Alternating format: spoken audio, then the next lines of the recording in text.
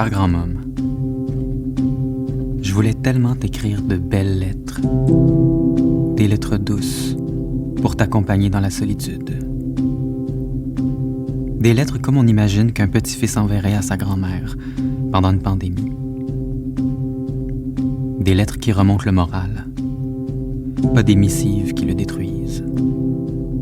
J'aurais voulu raconter des souvenirs de quand tu me gardais quand j'étais petit, que tu me filmais en train de raconter ma vie, de faire visiter ma chambre à un public imaginaire, quand t'étais là avec Grand Pop, pour assister à mes monologues à secondaire en spectacle. J'aurais voulu te rappeler nos meilleurs souvenirs de camping, de voyage à Montréal, aux îles de la Madeleine, te parler du champ de framboises, du champ de patates, du champ de blé d'Inde, te parler des quenouilles puis du petit lac au pied des collines, des cours de piano qu'on prenait ensemble pour jouer Maman les petits bateaux à 4 mains, les échanges de cassettes avec les cousines, le Père Noël qui arrivait à 7 heures, les spectacles que tu nous aidais à mettre en scène pour nos parents. J'aurais pu te partager mes dernières recettes véganes, parce que je sais que tu les essaies toutes. Tu t'es même obstiné à l'épicerie avec une madame qui disait que vegan, c'est juste végétalien en anglais. Tu lui as tout expliqué. J'étais tellement fier d'avoir une grand-mère végane.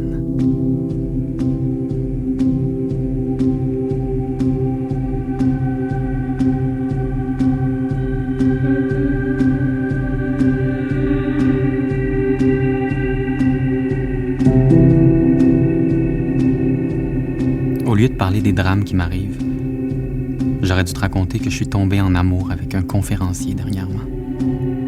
Tout le monde aime les histoires d'amour. Le conférencier, j'en parle pas, parce qu'il est arabe et que vous êtes raciste. Dommage, parce que c'est une très belle histoire.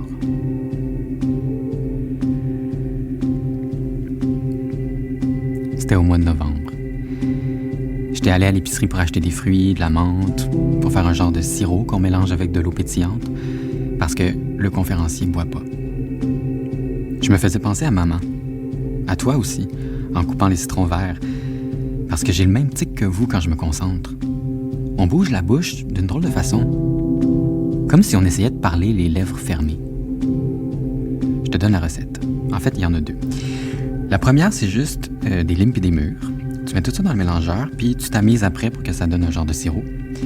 Moi, je mets jamais de sucre, mais tu pourrais rajouter du miel ou du sirop d'érable pour que ça soit moins acide.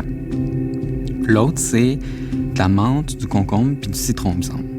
Puis là aussi, tu pourrais rajouter du sucre. Là, je t'entends dire que tu rajouterais une shot de gin, mais cette fois-là, le but, c'était justement de ne pas boire d'alcool.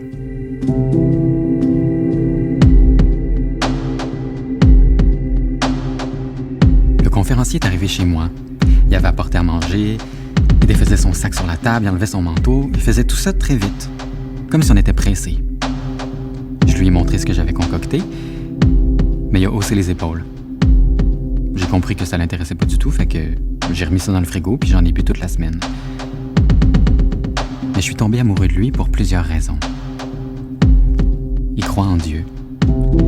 Il a une voix pénétrante. Il parle anglais. Il se lève à 5 heures du matin.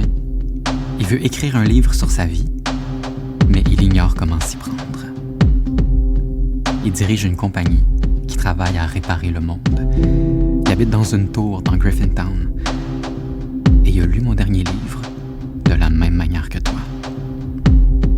Il a lu les phrases, puis il a cru à ce qu'elles disaient.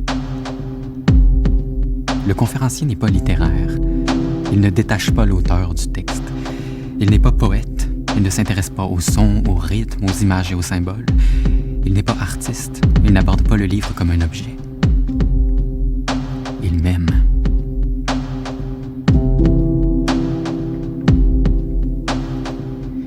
Le quotidien avec lui, c'est le quotidien avec un conférencier. Un après-midi, il a sorti un cartable épais, un des nombreux cartables qu'il a reçus pendant ses séjours en réhabilitation. Il m'a montré une grille pour m'aider à connaître ma personnalité, comme un jeu de serpent et échelle. Je suis tombé sur des cases telles que soumis, passif-agressif, menteur, effacé.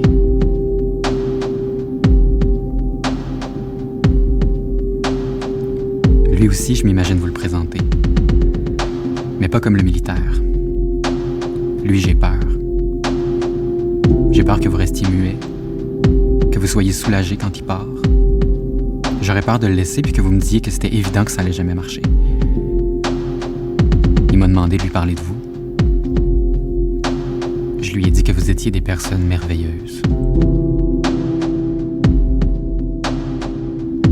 Je lui ai surtout parlé de Mélodie. Il a dit que c'était jeune, 18 ans, pour perdre sa maman. Je lui ai dit, elle est comme sa maman. Il m'a demandé ce que ça voulait dire. J'aimerais pouvoir parler d'elle, mais c'est tellement difficile. As-tu déjà essayé d'attraper un poisson dans un ruisseau?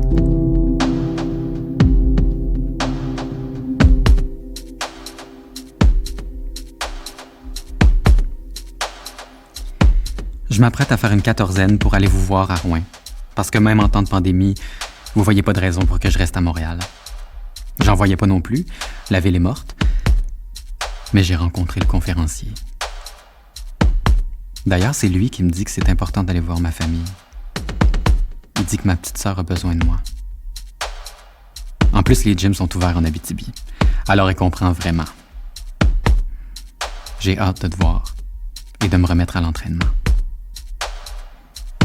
Antoine.